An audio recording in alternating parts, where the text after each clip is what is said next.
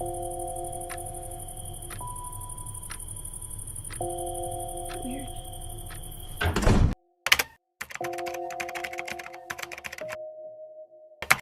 Every town has a dark side. Some are just more horrific than others. Here are 5 more cold cases that stun towns. Number 5. In the early morning hours of January 7th, 1998, Brittany's mother, Connie, woke up at 6:30 to get Brittany ready for school. Together, they pick out an outfit before they went outside. Then, the pair walked to the bus stop at the end of her driveway, which was less than 500 feet from her home. At 7 a.m., her mother stepped away briefly to use the bathroom. When she returned, Brittany was gone. Initially, Connie believed that she caught the bus, but she still decided to check up with the school. When she arrived to the elementary school, the school officials said her daughter never arrived. That's when the horror set in. Brittany was kidnapped. Connie immediately called the authorities to report Brittany missing. And to add on to her horror, Connie learns that neighbors saw a pickup slam on brakes at her driveway. A man got out of the car and grabbed Brittany, then sped off. The news of Brittany being kidnapped had spread throughout the town, and a search party was already underway. By 9 a.m. that same morning, police discovered Brittany's clothes on a dirt road 2 miles away from her home.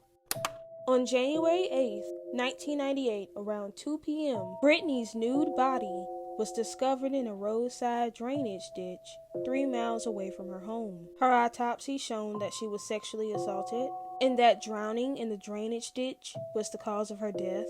The police took this information and started checking the sex offenders in a 50-mile radius. However, the case did go cold until a big break came in January 23rd, 2015. Police had DNA evidence that was preserved and that could be tested. Now the police just need a match. Number 4. Elizabeth Barraza was an sci-fi and Harry Potter fan, something that she shared with her husband.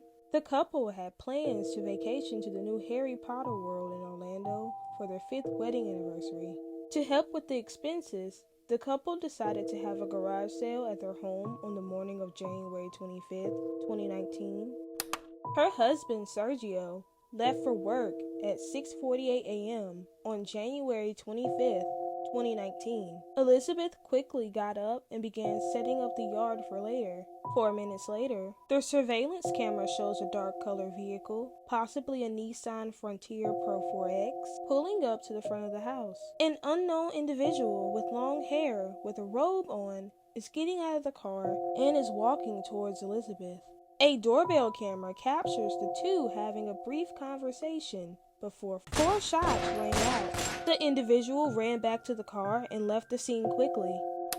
Then, eerily, the shooter's vehicle is captured on a neighbor's Ring camera, returning to Elizabeth's home to drive past. It seemed like the killer wanted to make sure she was dead.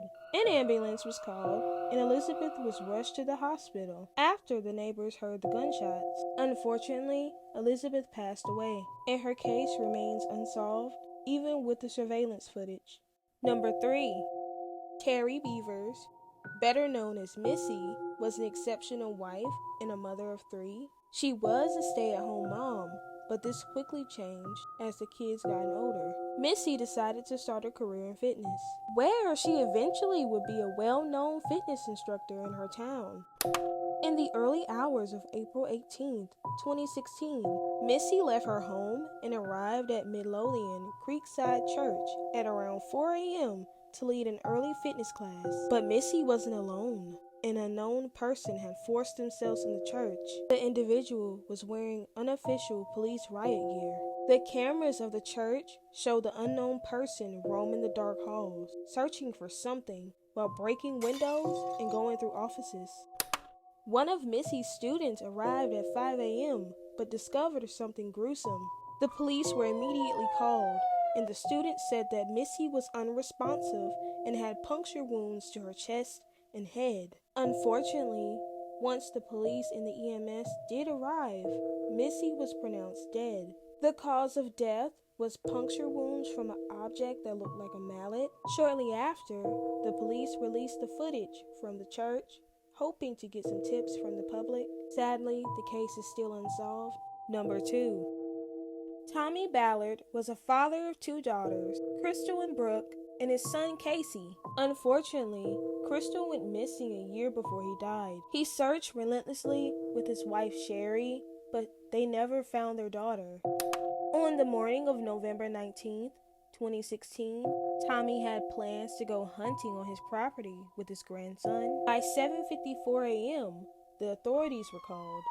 It had been revealed that Tommy had been shot in the chest from behind. After looking at the crime scene, the authorities immediately ruled out Tommy's grandson. However, when the authorities told the victim's wife, Sherry, she revealed something shocking.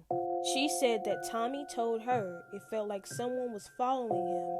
Sherry also believes that this wasn't an accident and that maybe Tommy was getting close to who may have info about his daughter's disappearance. Although we have a lot of speculation, the case still hasn't been solved.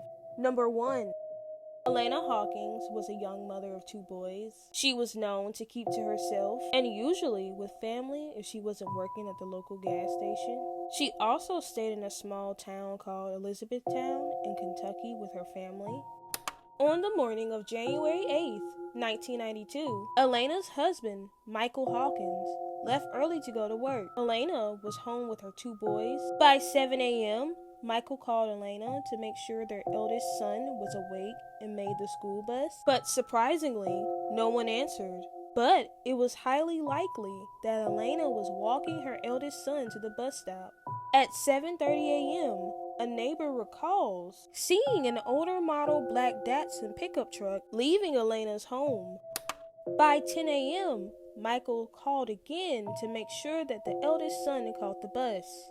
However, their 3-year-old son answered the phone and told him that mommy's bleeding. Michael immediately rushed home and found his wife dead in the living room of their family home. The police were called promptly, but the police found no sign of forced entry. This suggested that Elena knew the killer. Actually, before Elena was murdered, she worked at a gas station and reported that a man was giving her strange looks and making her uncomfortable. When Elena's body was discovered, her throat was cut, her wrists were bound, and she was sexually assaulted. The examiners said the cause of death was extreme blood loss. Unfortunately, the case stalled and is still unsolved. I'll see you next time.